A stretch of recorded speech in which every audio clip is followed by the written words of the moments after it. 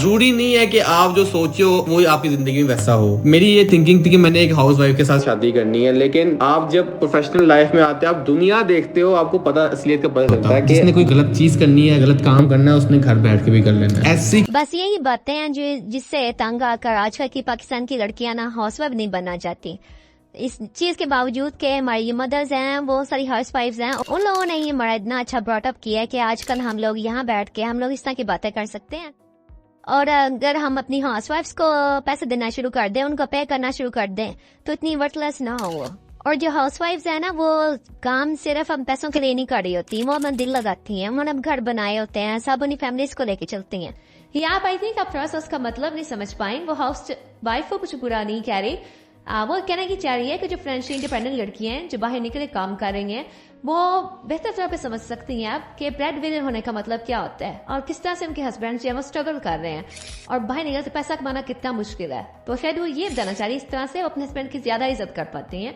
लेकिन मुझे लगता है कहीं ना वो इस चीज को एडमिट कर रही हैं कि वो ये सब कुछ गलत कर रही हैं, क्योंकि उन्होंने पता है कि इतनी बार वीडियो में कहा कि they did not want to be influencers, और उनका कभी भी ऐसा कुछ करने का इरादा नहीं था। वो बाई चांस ही इस फील्ड में आ गई हैं। जैसे फातिमा ने कहा कि वो उन्होंने राबिया के साथ मिलकर बिल्कुल वेरी गुड, और मैं बहुत अच्छा काम कर रही हूं। सबसे हम लोगों ने कैरेक्टर्स वाली वीडियोस बनाई और बहुत मजा आता था बनाने। उन्होंने फन के लिए ये कैरेक्टर वीडियोस बनाना शुरू की थी। आई थिंक आयमा अब इसको मिसअंडरस्टूड कर रही है।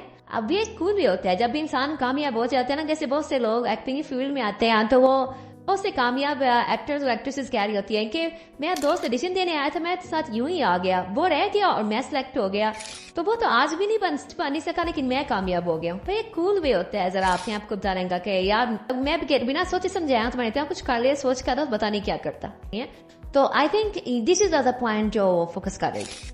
लेकिन ये अच्छा तरीका है कि जब इंसान के 5 मिलियन हो जाएं और फिर आप ऐसी वीडियो डालो सबके सामने कि हम तो गर्ल्स हैं, हम वुमेन कार्ड खेलो और कहो कि हम लोग सिर्फ 5 लड़कियां थी और सिर्फ 5 बेटियां थी, हमने माँ की और हमें बहुत स्ट्रगल करना पड़ा और कोई हमें सपोर्ट नहीं करता था।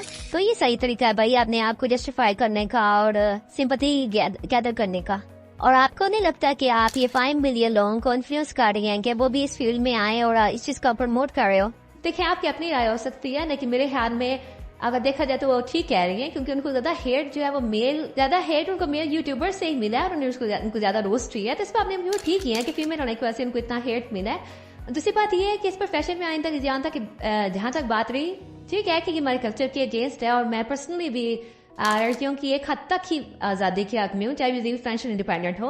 लेकिन हम इसको अल्लाह पे छोड़ देते हैं, नॉट जज अदर्स। हम कौन होते हैं किसी को जज करने वाले। एंड 5 मिलियन हिट करने पे मच कांग्रेचुलेशंस और आप ऐसे ही आगे कामयाब होते रहे।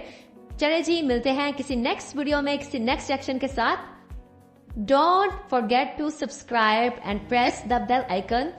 Leave your thoughts in the comment section below.